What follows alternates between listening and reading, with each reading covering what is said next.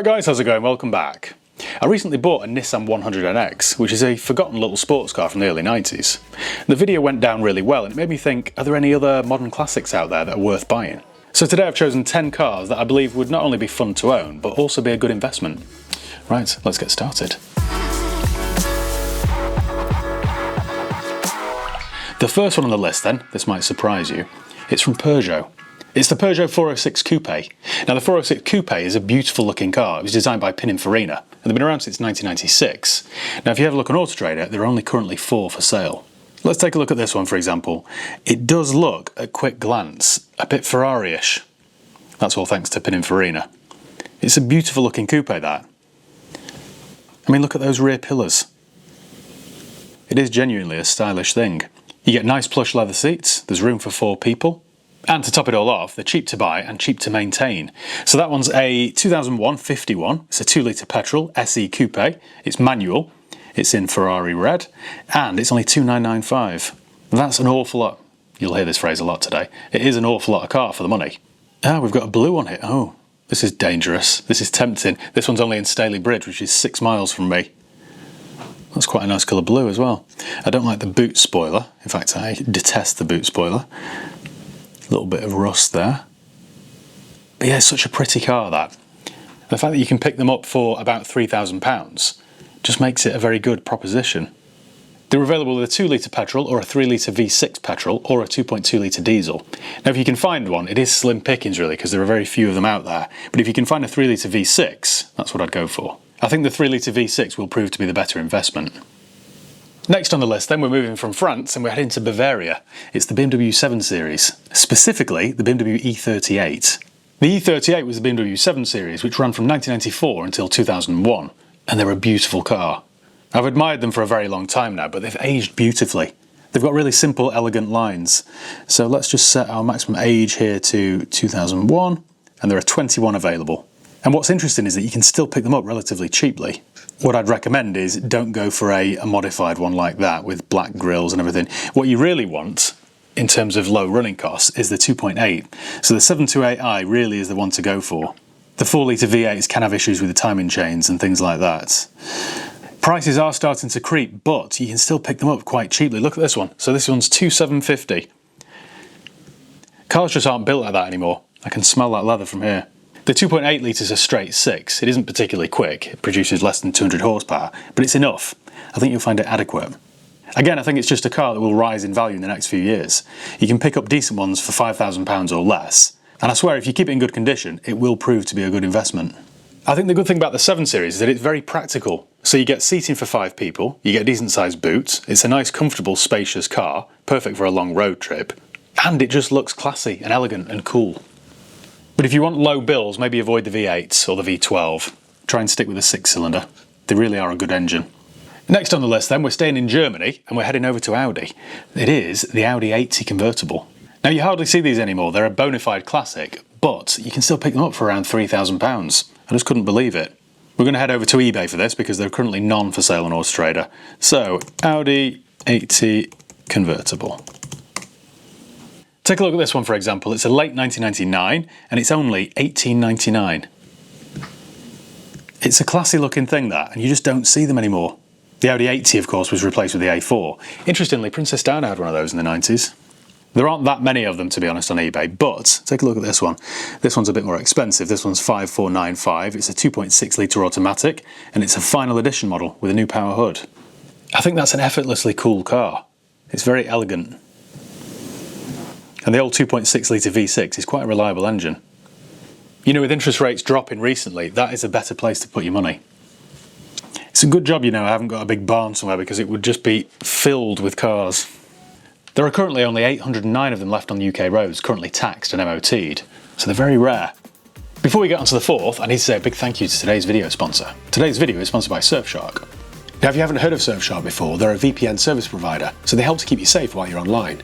Whether that's online banking or online shopping, they hide your IP address so cyber thieves can't view it.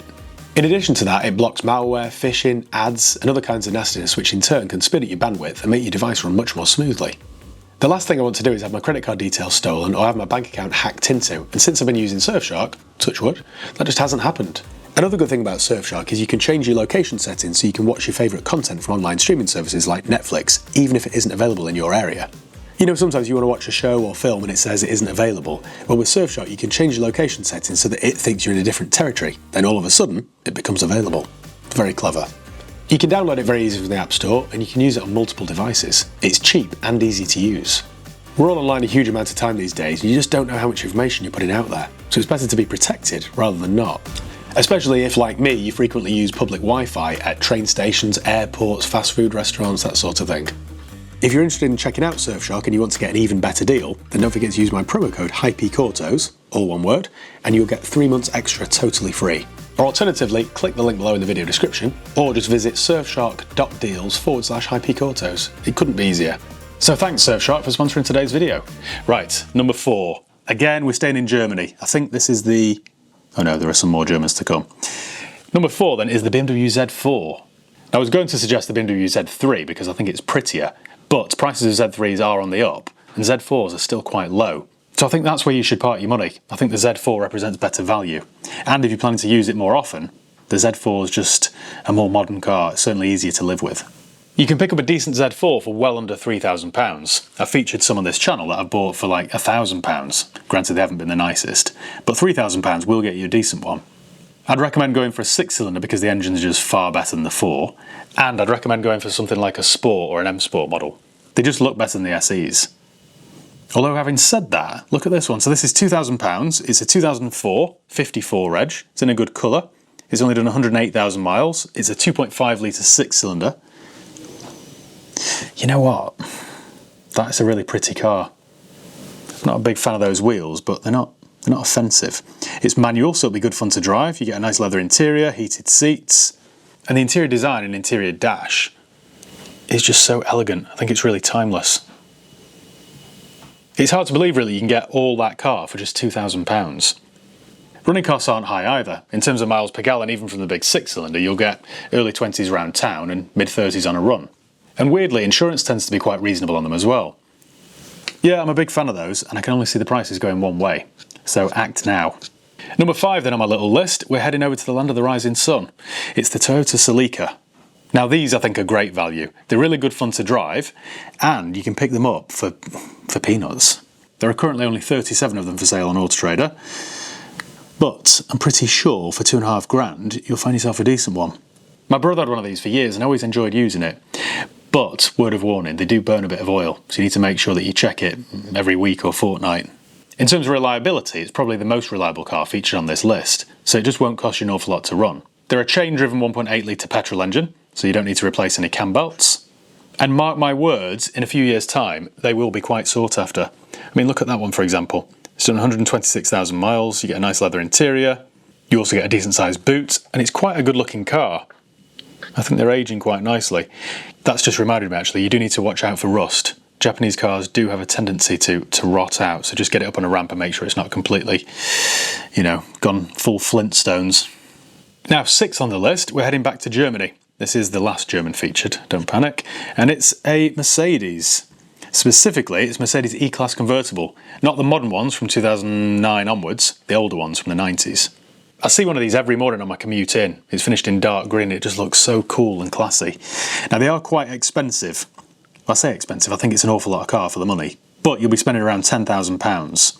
And I believe these were all hand-built as well. So that, for example, is £10,000, and that really is a safe place to invest £10,000. That, in 5 or 10 years' time, will be worth an awful lot of money. It's from an era when Mercedes were built like tanks, so that just won't go wrong. If you're looking to buy one, make sure it's got full service history, make sure it's been looked after, make sure there's no rust on it. But I just think it's a very good, usable classic. Yeah, that's a very pretty car, that. I'm quite pleased I featured that on the list. Okay, then number 7. You'll think I've lost the plot here, but bear with me. It's a Land Rover, Range Rover.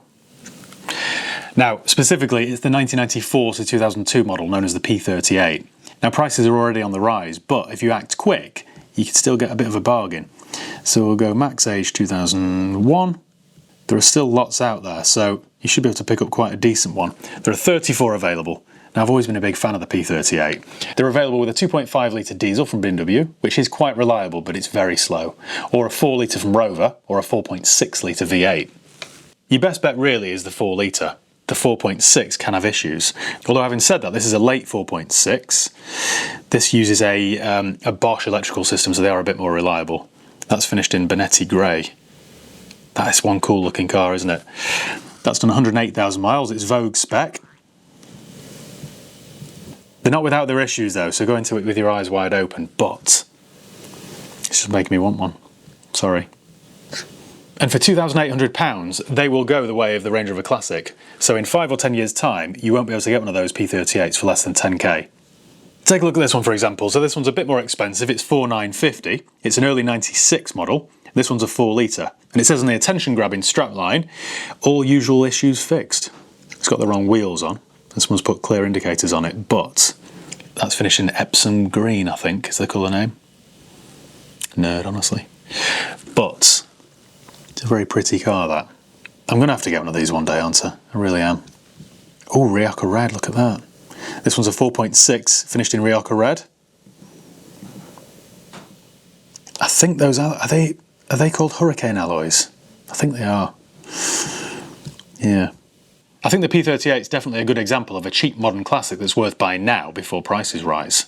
Next on the list, this is a bit of an unusual one, but I guarantee in 10, maybe 15 years' time, you'll be kicking yourself that you didn't buy one of these. It's a Ford Kuga. And I don't mean Kuga with a K, I mean Kuga with a C. Now, there are only 3 Ford Kugas for sale on Auto Trader. That one's a Cat C. But this is what I mean, you can still pick them up for 1,500 quid. This one's a 2001 51 reg. It's only the 2 litre, and I'd recommend going for the 2.5 V6. But it is quite a good looking car. You just don't see them anymore. If I had the space, I'd probably buy something like that and just keep it to one side. Throw a sheet over it, because one day that will be a proper classic. Now, the 2.5 litre V6 isn't particularly quick, but it did make a nice noise. Oh, there's one, 2.5 V6. So that is a year 2000 X-Reg, done 92, and it's only £2,500. It's been garaged. Look at all the paperwork. I think it's a really good example of a sensible modern classic. It won't cost the earth to run. You'll get classic car insurance. It should be quite reliable. It won't be all that thirsty. Not that you're going to do many miles in it anyway. For that kind of money, you really can't go wrong. Next up then, we've got 2 left. We're heading over to Sweden. Now, it is the Saab 900 Cabriolet. Now, I'm a big fan of Saabs. I've done loads of videos with the later 93, but the 900 was the 93's predecessor, and they look really cool. It's the quintessential 90s Saab, and I was amazed that you can still pick these up for less than £5,000. So as you can see here, there are still plenty of decent ones. Take for example this one. This one's a 1990 Saab 900 Classic Convertible Automatic. It's a G, so it's a 1989, 1990, and it is properly cool, that. Now, if you end up buying one of these, what I'd recommend you do is find a good Saab specialist. Somebody like Saab Tech in Glossop are really good. Because I guess when they get to this sort of age, you might have difficulty sourcing parts. Although having said that, they did make a good number of them, and there will be some specialists out there. But that is a very cool car. If you fancy something quirky and Swedish, but you don't want something as old as the 900, then I would definitely recommend a 93. I'm a big fan of these, and I've featured lots of them on the channel. So you could either go for the newer shape from 2003 onwards, or late 2003 onwards, like this one, finished in cerulean blue. The fact that you can buy a car that looks like that for £1,295 is such a bargain.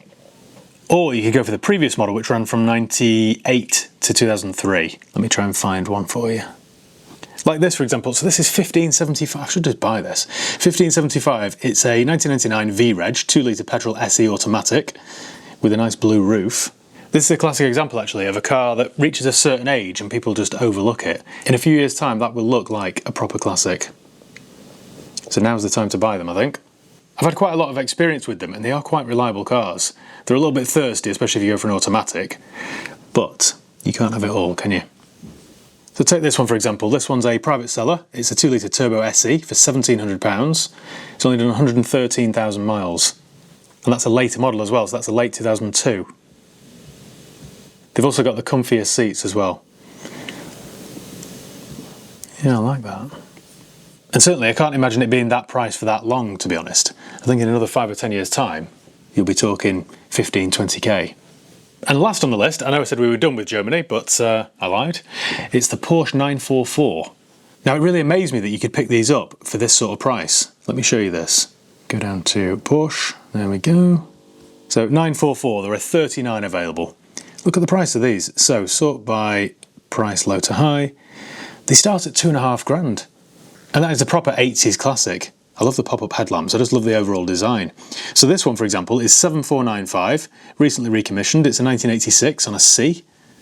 It's done 137,000 miles and it's finished in white, which is quite a good colour for the 944. Ah, that one's a Cat C. Then again, would that bother me? I don't think it would, really. I don't think it would on this kind of car. I'd rather have one that's been recommissioned that's a Cat C, as opposed to a ropey example that hasn't been involved in an accident. That looks really nice, actually. I mean, that's a good colour. They always look good in red, don't they? So that's only done 99,000 miles. And that's stunning, isn't it? That's really cool. There's a little bit of scabbiness there, but overall, I think it presents quite well. I need to get one of these on the channel, don't I? I haven't done a should you buy a Porsche 944 video. And I need to. But it just amazes me that you can pick these up for that sort of money. 8295. It's definitely a safe investment. It's definitely a good place to park your money. And you get something that looks as good as that on your driveway. Now we're going up a little bit. Oh look, so for under 10 you can get a convertible 944. Now I actually prefer the coupe, prefer the hardtop. But if you want a bit of wind in your hair, you have that option. Yeah, that is very cool. I like that. Well, I think that's about it then, guys. There are my 10 recommendations for cheap modern classics worth buying. There's something there for everybody, whether it's a saloon car like a 7 Series, something sporty, a convertible, or a four-wheel drive like a Range Rover. Buy the Range Rover. If there are any cars you think I've missed, then do let me know in the comments below. So thank you once again for watching. Make sure you give the video a thumbs up if you enjoyed it. Make sure you subscribe if you haven't done already. You can follow me on Facebook, Instagram, Twitter, TikTok. I'll leave the links below. And yeah, cheers guys. See you next time.